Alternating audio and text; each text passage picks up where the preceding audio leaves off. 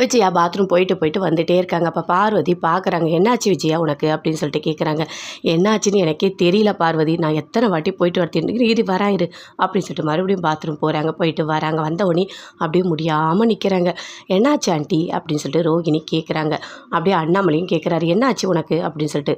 அவளுக்கு என்னாச்சுன்னே தெரியல, நான் வந்ததுலேருந்து வீட்டுக்கும் பாத்ரூமுக்கும் உள்ளேயும் தான் போயிட்டு வந்திருக்கா, என்னாச்சுன்னு எனக்கே தெரியல அப்படின்னு சொல்லிட்டு பார்வதி சொல்கிறாங்க.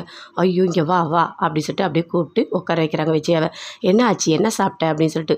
நான் எதுவும் பண்ணலைங்க, நான் காஃபி தான் குடித்தேன் அப்படின்னு சொல்லிட்டு விஜயா சொல்கிறாங்க. சரி இப்படியே விட்டால் சரியாக இருக்காது, இருங்க வரேன் அப்படின்னு சொல்லிட்டு போயிட்டு முத்து வராரு. வந்து பார்க்குறாரு. பார்த்துட்டு சரி பக்கத்தில் ஒரு ஹாஸ்பிட்டல் இருக்குது, அங்கே போயிட்டு நம்ம காமிக்கலாம் அப்படின்னு சொல்கிறாரு.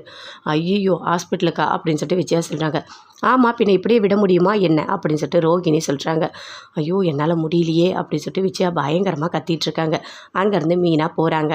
போயிட்டு அந்த அக்காட்ட கேட்குறாங்க, இங்கே பாருங்கக்கா, எங்கள் வீட்டுக்காருக்காக நீங்கள் மருந்து கொடுத்தீங்க, ஆனால் நான் அதை கலக்கி வைக்கும்போது எங்கள் அத்தை எடுத்து குடிச்சிட்டாங்க, ஏதாவது ஆகுமா அப்படின்னு சொல்லிட்டு கேட்குறாங்க.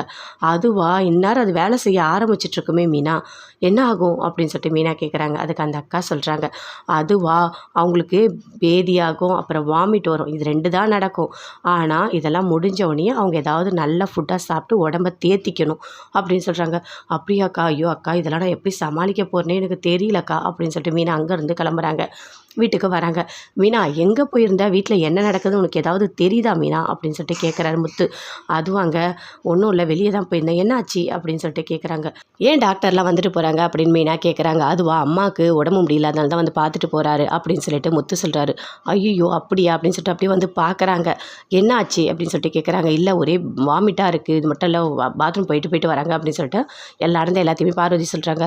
இல்லை நான் மருந்து கலக்கி வச்சுருந்தேன், அத்தை அதை தெரியாமல் எடுத்து குடிச்சிட்டாங்க அப்படின்னு சொல்லிட்டு மீனா சொல்கிறாங்க. அதை பார்த்தோன்னே முத்து பயங்கரமாக ஷாக் ஆகுறாரு.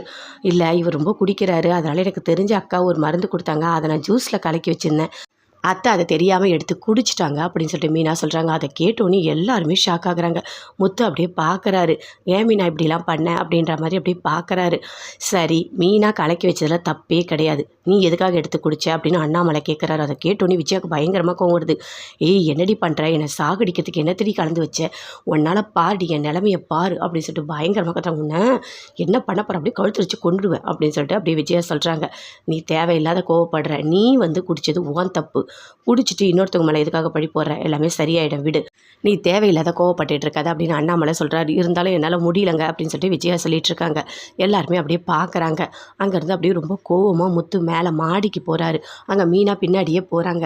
ஏன் மீனா, ஏன் நீ இப்படி பண்ண, நான் தான் குடிக்கலன்னு சொன்னேன்ல அப்படின்னு சொல்லிட்டு முத்து சொல்கிறாரு. இல்லைங்க எனக்கு ஏதாவது தப்பாயிட போதோ, ரொம்ப குடியாயிட போதோ, அதனால தாங்க நான் இப்படி பண்ணேன் அப்படின்னு சொல்லிட்டு மீனா சொல்கிறாங்க.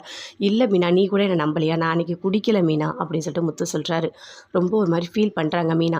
சரி போய் பார்க்கலாம், அங்கே போயிட்டு அந்த சிசிடிவி ஃபுட்டேஜ் போய் பார்க்கலாம் அப்படின்னு சொல்லிட்டு அங்கே போகிறாங்க.